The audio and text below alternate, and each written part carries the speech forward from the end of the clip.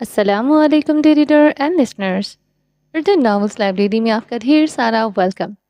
میں ہوں ہدا ماجد اور آپ کے لیے لے کر آئی ہوں لہو سے لال بائی انیشا عمر کی ایپیسوڈ نمبر 62۔ اگر آپ نے ابھی تک میرے اس چینل کو سبسکرائب نہیں کیا تو جلدی سے ابھی سبسکرائب کر دیں، لائک اینڈ شیئر کریں اور اپنی رائے کامنٹ باکس میں لازمی دیں۔ تو چلیں اسٹارٹ کرتے ہیں۔ آج پھر سے سنان نیند سے جاگا تو اس نے چھڑی سے سلوا کو ٹٹولنا چاہا، مگر وہ اپنے بستر پر نہیں تھی۔ سنان ہڑبڑا کر اٹھا۔ رحم دل چڑیا، کہاں ہو تم؟ وہ اس کو ڈھونڈتا اور آوازیں لگاتا گلی میں پھرنے لگا، مگر سلوا کہیں نہیں تھی۔ رحم دل چڑیا، سنان نے گلی کے اختتام پر آ کر پکارا، مگر کوئی جواب نہ آیا۔ کہاں چلی گئی یہ؟ اب سنان کو واقعی پریشانی ہونے لگی تھی، کیونکہ سنان نے اس سے کہا تھا کہ کچھ بھی ہو جائے رات کے وقت اس گلی سے نہ نکلے۔ سنان کے ماتھے پر پسینہ چمکا، وہ اپنی چھڑی کی مدد سے ادھر ادھر ٹٹولتا ہوا آگے بڑھنے لگا۔ وہ اس کو ہر جگہ ڈھونڈتا ہوا مارا مارا پھر رہا تھا۔ وہ گھومتا ہوا مین روڈ پر آ گیا تھا کہ ایک گاڑی اس سے ٹکراتے ٹکراتے بچی تھی۔ سنان ہڑبڑا کر پیچھے ہٹا۔ بڑھنے کا ارادہ ہے؟ گاڑی والا ہنکار بھرتے آگے بڑھ گیا۔ سنان کا دل بند ہونے والا تھا۔ وہ چھوٹی سی بچی رات کی اس پر کہاں تھی؟ اس کو کوئی علم نہ تھا۔ وہ اس کو ہر حالت میں اپنی رحم دل چڑیا کی حفاظت کرنا تھی، مگر اس کے پاس وہ نور نہیں تھا جو اس کو اس کی رحم دل چڑیا کے پاس پہنچا دیتا۔ اس کے پاس تو دن کے اجالے میں دیکھنے کی طاقت نہ تھی، رات کی تاریکی میں وہ خاک کچھ دیکھ سکتا تھا۔ وہ اپنی چھڑی کے سہارے وہیں بیٹھ گیا۔ دو آنسو پلکوں کی باڑ توڑ کر بہہ نکلے تھے۔ رحم دل چڑیا، کہاں ہو تم؟ اس نے پھر آسمان کی جانب دیکھا۔ اے پالنے والے، میں کبھی کسی چیز کا شکوہ نہیں کیا، مگر آج اپنی یہ معذوری مجھے بہت بری لگ رہی ہے۔ اس کمی کی وجہ سے میں اس بچی کو تلاش نہیں کر پا رہا۔ میرے مالک میری بینائی۔ وہ تڑپ کر رو دیا۔ کیا ہوا سنان؟ تم رو رہے ہو؟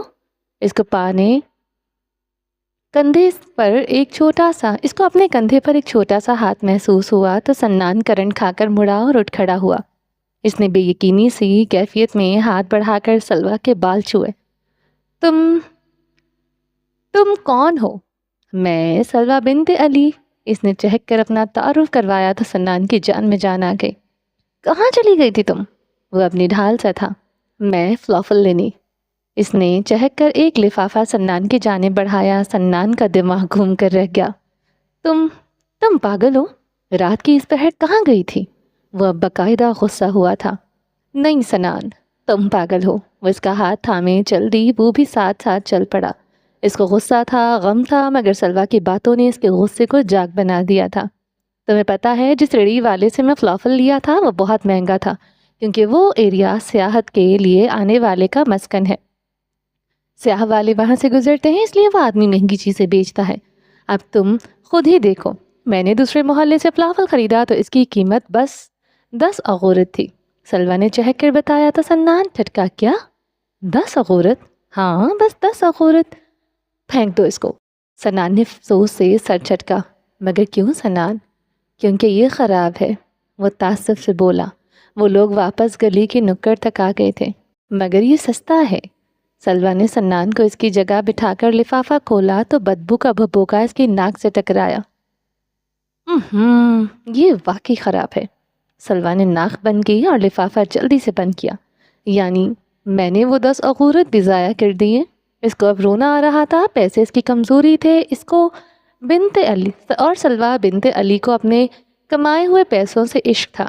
ہاں رحم دل چڑیا، وہ تکان سے کہتا اپنے ٹاٹ نما بستر پر دراز ہو گیا تھا، جبکہ سلوا وہیں چبوترے پر بیٹھ گئی اور اپنا چھوٹا سا چہرہ اپنی ننھی ننھی ہتھیلیوں میں گرا لیا۔ یا اللہ، میرے اغورت! وہ افسردہ تھی۔ کیا کبھی مجھے عقل نہیں آئے گی؟ امو، کاش آپ یہاں ہوتی۔ امو کا ذکر کر کے اس کی آنکھیں نم ہو گئیں اور پھر وہ معصوم اپنا چہرہ ہتھیلیوں میں گرا کر پھوٹ پھوٹ کر روتی۔ امو، مجھے بھول نہ جانا، مجھے یاد رکھنا امو۔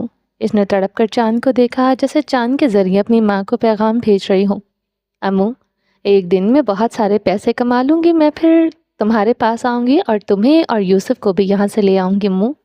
امو، یہ بیت المقدس ہے امو، یہاں سکون ہے، یہاں بہت سکون ہے امو۔ کاش تم دونوں بھی یہاں ہوتے، یہاں کی کھلی سڑکوں پر بھی سکون ہے اور بند عمارتوں میں بھی امو۔ امو، یہاں اذان کی آواز آتی ہے اور بہت پیاری لگتی ہے امو۔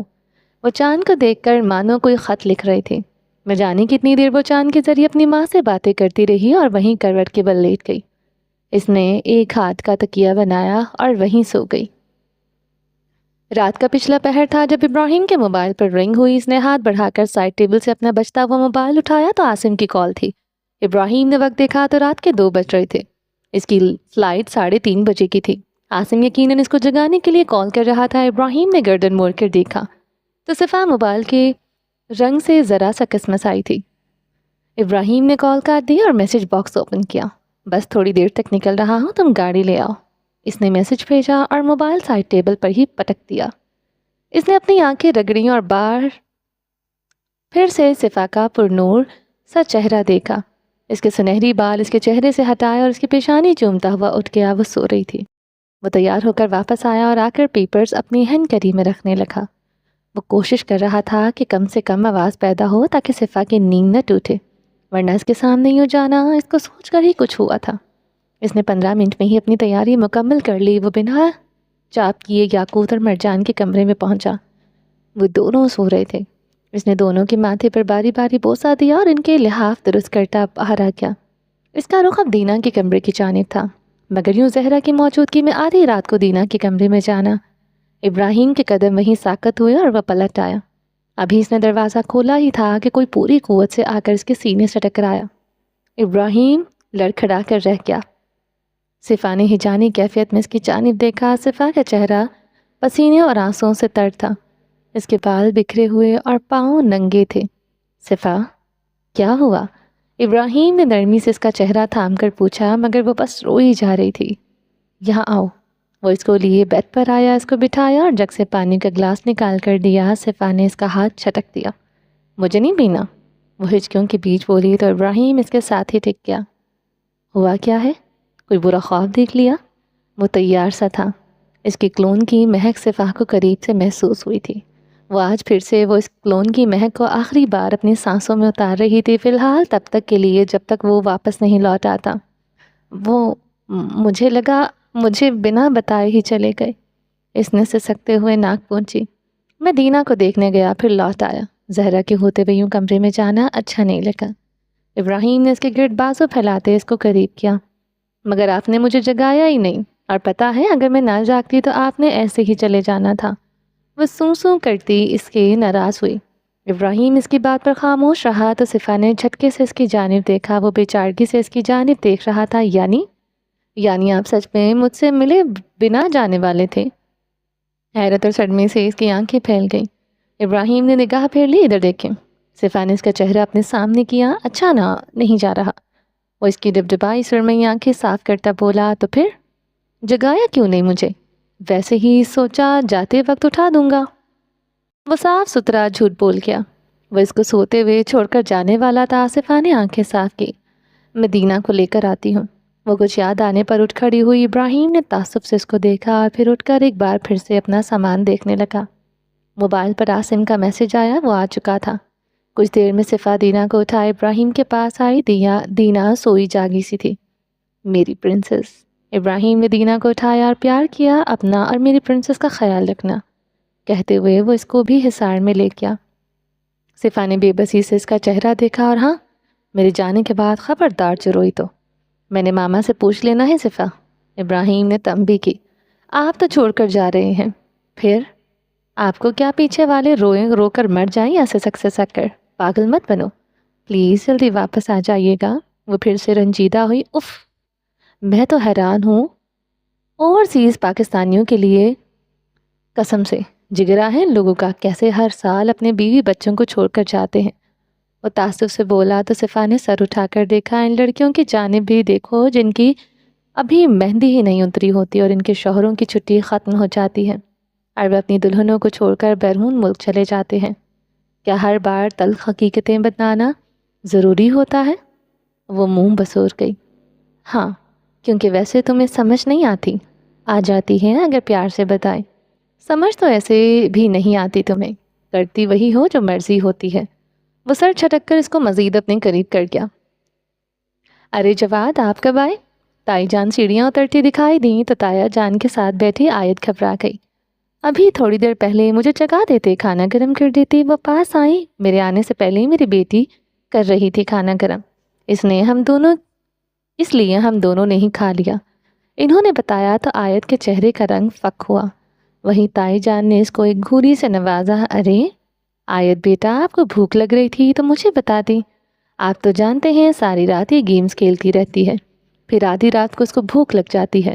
ایک میری مرال ہے، ہر وقت پر کھاتی ہے، وقت پر کھاتی ہے، وقت پر سوتی ہے، وقت پر پڑھتی ہے۔ انہوں نے تایا کی نالج میں اضافہ کرنا لازمی سمجھا۔ کوئی بات نہیں، جس کا جب دل کرے کھانا کھا سکتا ہے، مگر آیت وہ اس کی جانب متوجہ ہوئے۔ جی تایا بیٹا، گیمز مت کھیلا کرو، وقت پر سو جایا کرو ورنہ اسکول کے لیے لیٹ ہو جاتی ہو۔ انہوں نے اس کے بھورے گھنگرالے بالوں پر ہاتھ پھیرا تو وہ سر چکا گئی۔ اس کا پیٹ بھر چکا تھا، اب تائی جو مرضی کہتی اس کو خاص فرق نہیں پڑتا تھا۔ اوکے تایا جان، وہ بس اتنا ہی کہتی اٹھ کر برتن سمیٹنے لگی۔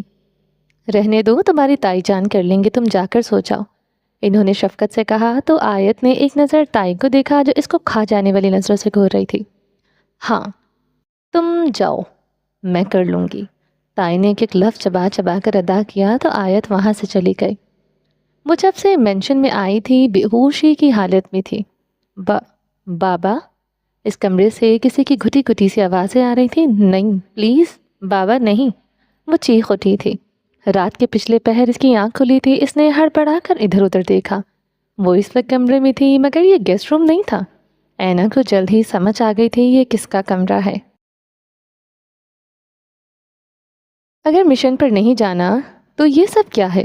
تمہارے لیے جوڑا ہے، بلکہ ابایا ہے، پہن لو۔ وہ ٹانگ پر ٹانگ جمائے اپنا سگریٹ سلگا رہا تھا۔ مگر کیوں؟ کیونکہ شیز حسن افندی کی بیوی بننے جا رہی ہو تم، وہ پرسکون سا کہتا ہوا دھواں ہوا میں تحلیل کر گیا۔ اینا کی دھڑکن رک گئی، وہ سانس وہیں تھم گئی۔ اینا کی پوری دنیا ساکت ہوئی تھی، مگر پھر ایک کہکا گونجا۔ اچھا مذاق تھا، بلکہ بہت ہی گھٹیا مذاق تھا۔ وہ ہنس دی مگر مقابل کا سکون برقرار تھا۔ اینا کچھ ہی لمحوں بعد تھک گئی۔ شاہ مذاق نہیں کیا کرتا۔ وہ اٹھ کر اس کے سامنے آ کھڑی ہوئی۔ تم پاگل ہو چکے ہو، سمجھے تم؟ بہت پہلے ہو گیا تھا، اب تو مجنوں ہوں۔ وہ ایک اور کش لیتا ہوا بولا تو اینا کا دماغ پھٹنے لگا۔ تم ایسا نہیں کر سکتے، میں ایسا کروں گی ہی نہیں۔ ہاں شادی دو لوگ کرتے ہیں، میں تو انکار کر رہی ہوں، تم کر لو خود سے ہی۔ حسن جھٹکے سے اٹھا، اینا 2 قدم پیچھے ہوئی۔ اس نے اینا کی کوہنی دبوچی اور اس کو اپنے قریب کیا۔ اس نے اپنا چہرہ اینا کے کان کے قریب کیا۔ اینا سانس تک روک چکی تھی۔ میں ایسا کر سکتا ہوں اور میں ایسا ہی کروں گا، اینا منصور حیات۔ بس یہ الفاظ تھے جو اینا کا سب سے بڑا خوف تھے۔ اس کا پورا نام، اس کے باپ کا نام، حسن افندی کو اس کے باپ کا پتہ چل جانا یہی کافی تھا اینا کی جان نکال دینے کے لیے۔ اس کی زبان تالو سے جا لگی اور جبڑے باہم پیوست ہو گئے۔ آنکھوں کی پتلیاں ساکت تھیں، چہرہ ایسے تھا جیسے کوئی خزاں کا زرد پتھر۔ اس کے بدن سے مانو سارا خون نچڑ گیا تھا اور شیز حسن افندی اپنے الفاظ سے ہی مقابل کا خون نچوڑنا جانتا تھا۔ اینا نڈھال ہوئی۔ حسن نے اس کو سہارا دے کر صوفے پر بٹھایا اور خود اس کے سامنے آ کر جھکا، ہاتھ دائیں بائیں جانب ٹکائے۔ اینا بس ایک ہی سمت میں دیکھے جا رہی تھی۔ حسن نے اس کو سہارا دے کر صوفے پر بٹھائی اور خود اس کے سامنے آ کر جھکا، ہاتھ دائیں بائیں جانب ٹکائے۔ اینا بس ایک ہی سمت میں دیکھے جا رہی تھی۔ حسن نے ایک نگاہ اس کے سپاٹ چہرے پر ڈالی اور پھر ہنستا ہوا پیچھے ہٹا، ایک گہرا کش لیا اور سگریٹ پیروں تلے مسل دیا۔ وہ اب اپنی جیبوں میں ہاتھ ڈالے ادھر ادھر ٹہل رہا تھا۔ چلو ایک کہانی سناتا ہوں، وہ محفوظ سے انداز میں بولا۔ ایک تھی اینا، ایک تھا حسن۔ وہ تھوڑی پر انگلی جمائے کہانی کے تانے بانے بنا رہا تھا۔ ایک دن اینا حسن سے ٹکرائی ہے اور بیچاری زخمی ہو جاتی ہے۔ حسن اس کو ایک کارڈ دیتا ہے جسے اینا بڑے مزے سے شاپنگ کرتی ہے۔ کون سا کارڈ تھا؟ وہ آنکھیں بند کیے سوچنے لگا۔ ہاں یاد آیا، کہتے اس نے اپنی جیب میں ہاتھ ڈالا اور نکالا تو اس کی 2 انگلیوں میں کریڈٹ کارڈ تھا۔ اس نے وہ کارڈ اینا کی جانب اچھالا جو کہ اس کے پیروں میں جا کے اینا اب ساکت تھی۔ یہ تھا وہ کارڈ؟ وہ اپنی ہی بات پر ہنسا۔ خیر کہانی لمبی ہے، مختصر قصہ کہ اینا صرف حسن کرداوی کو جانتی تھی، مگر وہ شیز حسن آفندی کے ساتھ کام کرتی رہی، مگر ایک دن بھی کسی سے نہیں پوچھا کہ حسن شیز کیوں ہے۔ وہ تو کرداوی تھا، مگر وہ آفندی کیسے ہے؟ کیوں؟ صحیح کہا نا لٹل سپائی؟ آخری جملہ تاریک آواز میں کہتا وہ اس کے سامنے جھکا اور تھوڑی سی دبوچا۔ اینا سسکی سیاہ تیز تلوار کی دھار جیسی اس کی آنکھوں میں دیکھنے لگی۔ حسن کچھ پل اینا کی سیاہ گول آنکھوں میں دیکھے گیا اور پھر اس کا چہرہ چھٹک دیا۔ وہ کیا ہے نا کہ وہ لڑکی اینا منصور حیات تھی، منصور حیات کی بیٹی اور ابراہیم گورسی کی جاسوس۔ آخری الفاظ کسی لوہے کی راٹ کی طرح اینا کے سر پر برسے تھے، جنہوں نے اس کے کانوں کو لہو لہو کر ڈالا تھا۔ ٹھیک پہچانا، وہ ایک تمسخر بھری نگاہ اس پر ڈالتا دوبارہ متوجہ ہوا۔ بیچاری سپائے، میرے پاس رہ کر میری خبریں اپنے دوستوں کو دیا کرتی تھی۔ کیا نام ہے ان کے؟ وہ ایک بار پھر سے سوچنے کی اداکاری کر رہا تھا۔ ہاں، سفیر اور عشا، یہی تھے نا؟ اس نے کنفرم کرنے کے لیے اینا کی جانب دیکھا۔ وہ ساکت تھی کسی پتھر کے مجسمے کی مانند۔ مگر میں بھی انجوائے کرتا رہا، مزہ آ رہا تھا نا۔ کافی عرصے سے لائف بڑی بورنگ چل رہی تھی، سوچا چلو انٹرٹینمنٹ ہو جائے گی، وہ کہہ کر ہنس دیا۔ ایک بلی ایک چوہے کو پکڑتی ہے، مگر پکڑنے سے پہلے وہ اس کو خوب بھگاتی ہے، اس کے ساتھ مانو کھیلتی رہتی ہے، مگر جب چوہا اس سے دور بھاگنے کی کوشش کرتا ہے تو وہ سختی سے اپنا پنجہ مارتی ہے، جس سے وہ چوہا زخمی ہو جاتا ہے۔ اگلی بار جب چوہا بھاگتا ہے تو اس کی ہمت پہلے جیسی نہیں رہتی اور اس کو ایک بار پھر سے ایک پنجہ مارا جاتا ہے۔ یوں آہستہ آہستہ وہ چوہا اپنے بھاگنے کی سکت کھو دیتا ہے اور آخرکار وہ بلی کی آغوش میں بیٹھ جاتا ہے۔ پھر پتہ ہے کیا بلی کیا کرتی ہے؟ اینا نے کھوئی انداز میں نفی میں سر ہلایا۔ پھر وہ اس کو خود ادھر ادھر دھکیلتی ہے تاکہ وہ بھاگے اور اس کو پکڑے، مگر آخرکار وہ چوہا بیکار ہو جاتا ہے اور ناکارہ ہونے کے بعد جب وہ بلی کے لیے مزید انٹرٹینمنٹ فراہم کرنے کے قابل نہیں رہتا تو وہ اس کا سر چباتی ہے۔ جوزف نے بات مکمل کی تو اینا نے چرچری سی لی۔ اگر تم ابھی تک زندہ ہو تو تم اس کی انٹرٹینمنٹ ہو، جس دن تم انٹرٹینمنٹ فراہم کرنے کے قابل نہ رہی اس دن وہ تمہارا سر بھی تن سے جدا کر دے گا۔ جوزف کی سنائی ہوئی کہانی آج اینا کو سمجھ آ گئی تھی۔ اگر تم ابھی تک زندہ ہو تو تم اس کی انٹرٹینمنٹ ہو، جس دن تم انٹرٹینمنٹ فراہم کرنے کے قابل نہ رہی اس دن وہ تمہارا سر بھی تن سے جدا کر دے گا۔ یعنی آج شیز حسن آفندی کی انٹرٹینمنٹ ختم ہو گئی تھی اور اب وہ اس لڑکی کا سر چبا جائے گا۔ اینا نے غیر یقینی سے حسن کو دیکھا جو کہ دونوں ہاتھ سینے پر باندھے محفوظ سے انداز میں اسی کی جانب دیکھ رہا تھا۔ کیوں، کیا ہوا؟ کہانی اچھی نہیں لگی؟ تڑکا لگاؤں؟ وہ دوبارہ بولا تو اینا کے لب ہلے۔ خدا غارت کرے تمہیں۔ آواز اتنی دھیمی تھی حسن کو بس اس کے لب ہلتے ہوئے محسوس ہوئے۔ وہ جھٹکے سے اس کے قریب ہوا۔ اینا کرن کھا کر پیچھے ہٹی۔ تڑکا لگاتے ہیں نا لٹل سپائی، وہ کہتا پیچھے ہٹا۔ لے آؤں؟ اس نے وہیں کھڑے کھڑے حکم صادر کیا تو وہ لوگ ایک آدمی کو لیے اندر داخل ہوئے جس کے پاس پاؤں بندھے ہوئے تھے۔ بابا، وہ تڑپ کر اٹھی، مگر حسن نے اس کا بازو جکڑا۔ اینا نے تڑپ کر حسن کی جانب دیکھا۔ اس کی آنکھوں میں التجا تھی، اس کی آنکھوں کا وہ کشکول خالی تھا اور حسن کو خالی کشکول دیکھ کر ہمیشہ وحشت ہوا کرتی تھی کیونکہ اس کا اپنا کشکول خالی تھا۔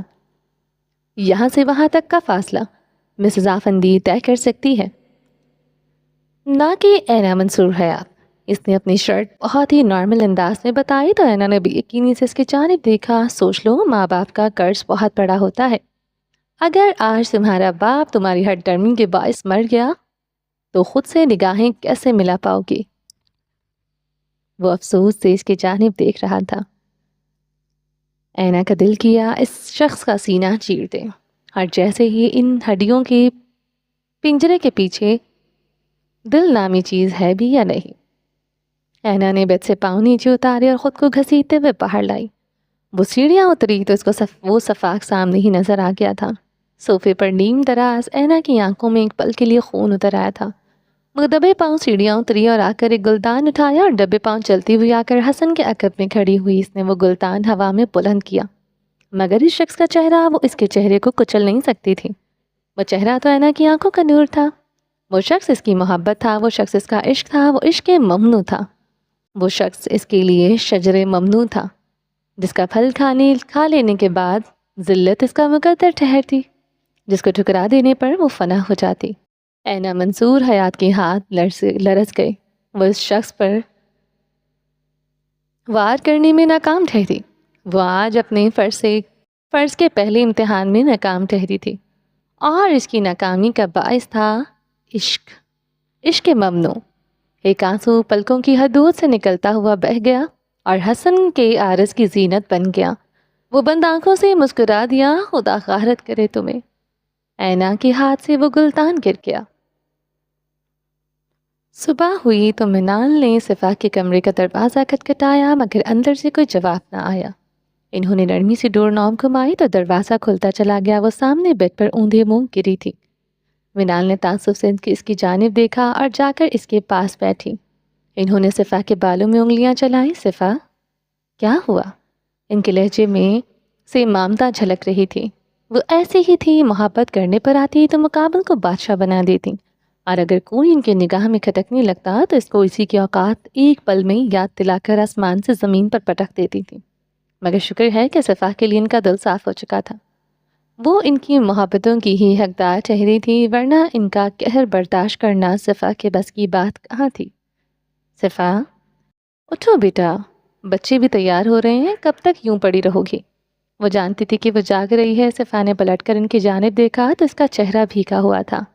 اس نے منال کی گود میں چہرہ چھپا دیا۔ منال کو اس کا یہ روپ پیارا سا لگا تھا، مگر ساتھ ہی ان کا دل پسیجا۔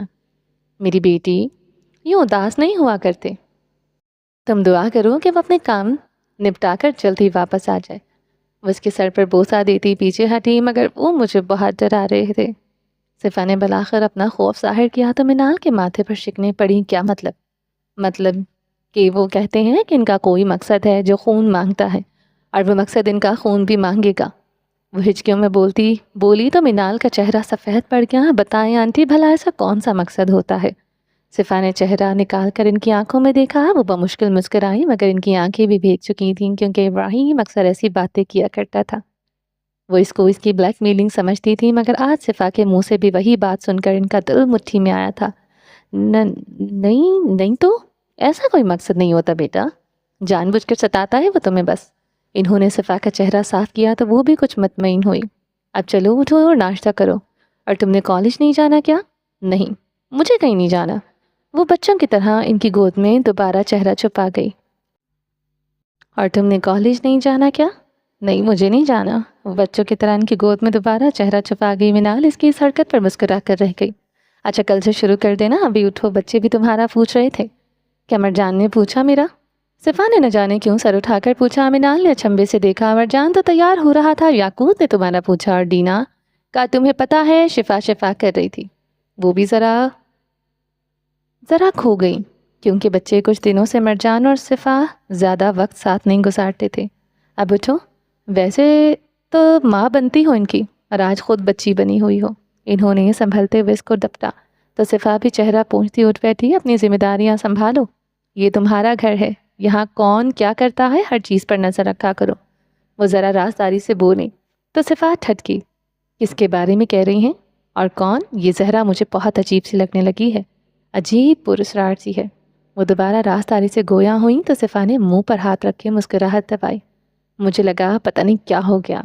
آنٹی فکر نہ کریں، وہ دراصل ہماری زبان نہیں جانتی اتنی، اور رہن سہن بھی الگ سا ہے، اس لیے آپ کو اتنی عجیب لگتی ہے۔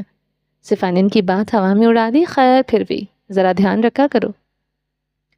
مصر میں ابھی فجر نہیں ہوئی تھی۔ ڈائننگ ٹیبل پر انواع و اقسام کے کھانے سج چکے تھے۔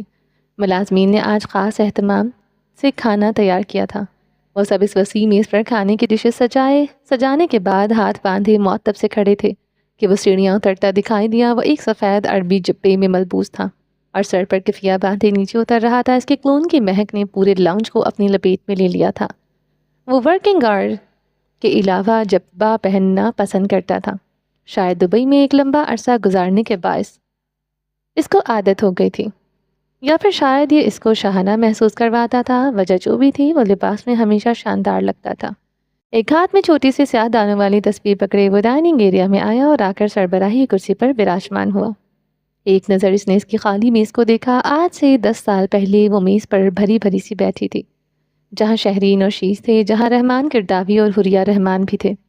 وہ لوگ اس کا خاندان تھے۔ وہ بھلے ملک سے باہر ہوتا تھا تعلیم کے سلسلے کے لیے، مگر رمضان میں کوشش کرتا تھا کہ واپس آ جائے۔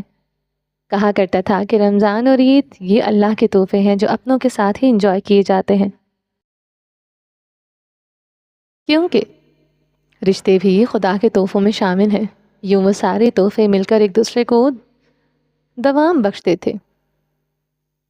مگر آج وہ میز خالی تھی۔ حسن ماضی کی یادوں میں کھوسا گیا تھا۔ سر، ملازمہ نے ایک جوس کا گلاس اس کے سامنے رکھا تو وہ چونکا۔ ہاں؟ اس نے الجھ کر ملازمہ کو دیکھا۔ سر، سحری کا وقت نکل رہا ہے۔ اب وہ نرم سے لہجے میں بولی تو حسن نے سر ہلایا۔ میڈم کہاں ہے؟ ایک گھونٹ جوس لیتے ہوئے اس نے سرسری سے انداز میں پوچھا تو سب ملازمین ایک دوسرے کا منہ تکنے لگے۔ میری دلہن، وہ دوبارہ بولا تو ملازمہ فوراً سامنے آئی۔ میں ان کو جگانے گئی تھی مگر وہ کہتی ہیں کہ سحری نہیں کریں گی۔ واہ، مجھے دین سکھاتے سکھاتے محترمہ اپنا دین بھول گئی۔ اور جوس کا ایک اور گھونٹ لیتا وہ مسکرایا۔ نہیں، وہ کہتی ہیں کہ وہ بنا سحری کے روزہ رکھ لیں گی۔ ملازمہ نے وضاحت کی تو حسن نے جھٹکے سے اس کو دیکھا اور ملازمہ ہڑبڑائی۔ ان 5 منٹس کہتے اس نے گھڑی دیکھی تو وہ ملازمہ فوراً سیڑھیاں چڑھ گئی۔ کمرے کا دروازہ کھلا تو واش روم سے نکل رہی تھی۔ اس نے وضو کر لیا تھا۔ وہ بھیگے چہرے اور کلائیوں کے ساتھ کمرے میں داخل ہو رہی تھی۔ جب ملازمائیں تقریباً دروازہ توڑ کر اندر داخل ہوئیں، یا اللہ، کیا مصیبت ہے تم لوگوں کو؟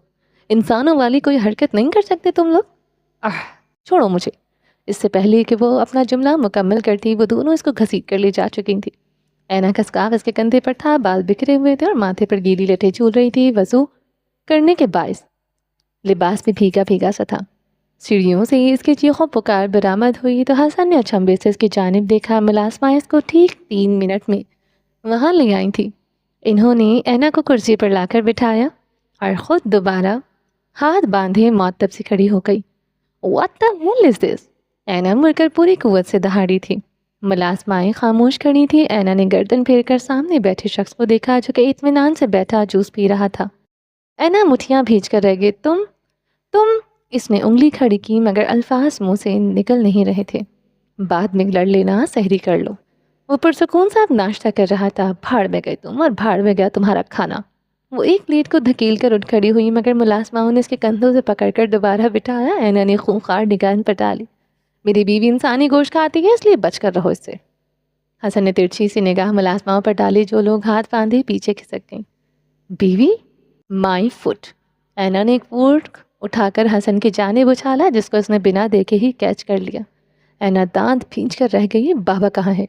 وہ اب جا کر بولنے کے قابل ہوئی تھی۔ فی الحال اسی دنیا میں اسی روئے زمین پر ہیں، اور اگر وہ آملیٹ کا ٹکڑا منہ میں رکھتا ہوا سیدھا ہوا اور اس کے جانب گہری نگاہ ڈالی، اینا آنکھ کا گولا بنی ہوئی تھی۔ اینا آنکھ کا گولا بنی ہوئی تھی۔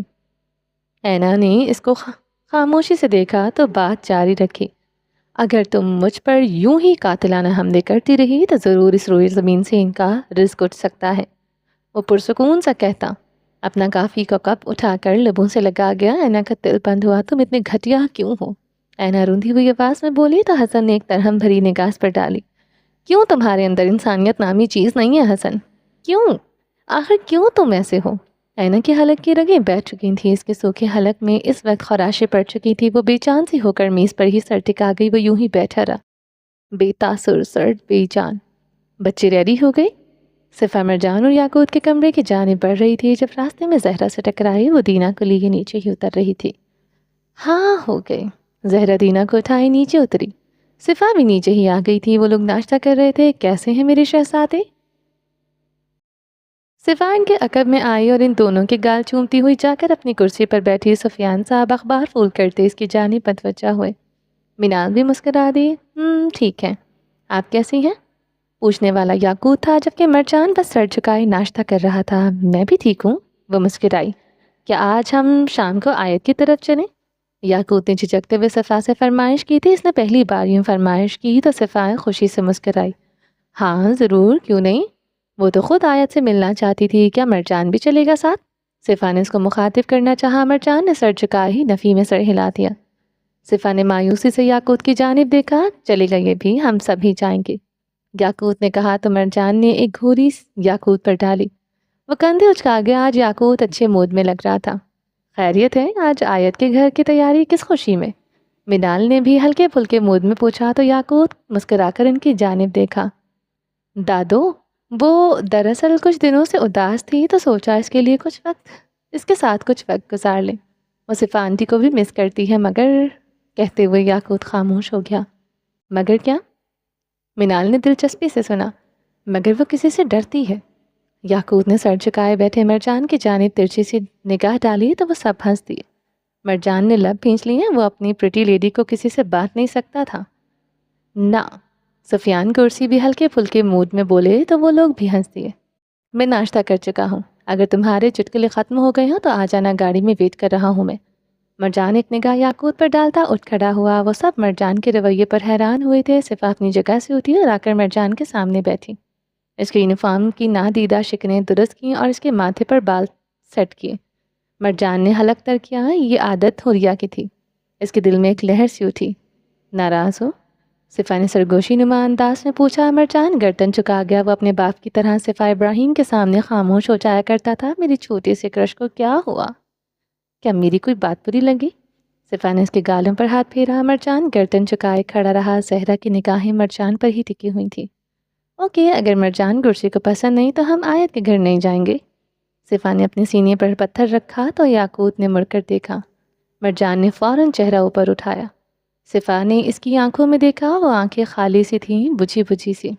تم رات کو سو رہے تھے نا؟ کیا تم نے نیند پوری کی؟